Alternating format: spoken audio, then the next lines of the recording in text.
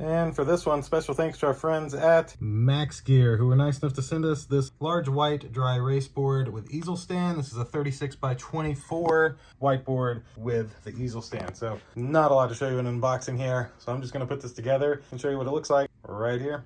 I gotta say, I really like this thing in terms of mobility. You just loosen this and this.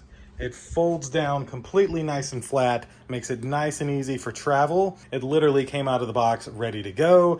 It, of course, comes with 3 markers. You get a red, blue, and black. You get your eraser, you get these little magnets, everything that you need for a perfect mobile dry erase board. And also, take one of these. It's double-sided, so you can, you know, write over here, and you can also write over there. Gotta love that.